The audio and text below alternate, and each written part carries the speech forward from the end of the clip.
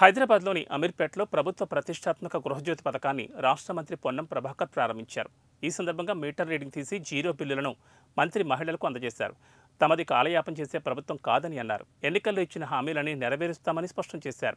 ఇప్పటికే 4 గ్యారంటీలు అమలు చేసినట్లు తెలిపారు. ఒక్కో ఇంటికి సుమారు 1000 రూపాయలు విలువ చేసే కరెంటును ఉచితంగా ఇస్తున్నట్లు వెల్లడించారు. అభివృద్ధి చేస్తున్న కొత్త ప్రభుత్వానికి నిర్మాణాత్మకమైన సలహాలు ఇవ్వండి కానీ అనవసరమైన విమర్శలు వద్దని హితవు పలికారు.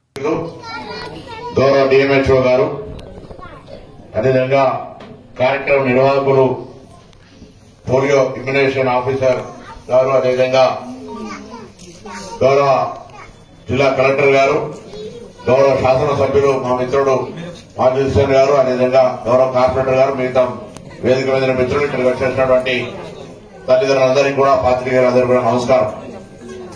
ఈరోజు పెద్దలు చెప్పినట్టుగా భారతదేశ ప్రజల సహకారంతో భారత ప్రభుత్వంగా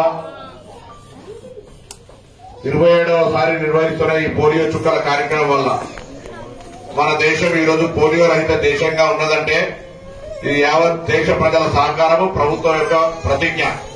ప్రభుత్వాలు అనేక కార్యక్రమాలు తీసుకుంటాయి కానీ ప్రజల సహకారం లేకపోతే అమలు కష్టం.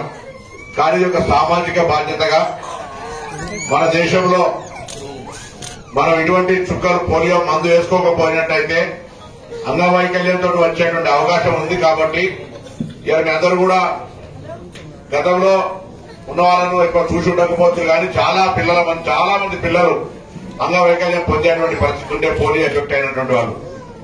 ఈరోజు మనకు హైదరాబాద్ లో 2007 తర్వాత ఒక కేసు కూడా రాలేదు. భారతదేశంలో 2011 తర్వాత ఒక కేసు కూడా రాలేదు.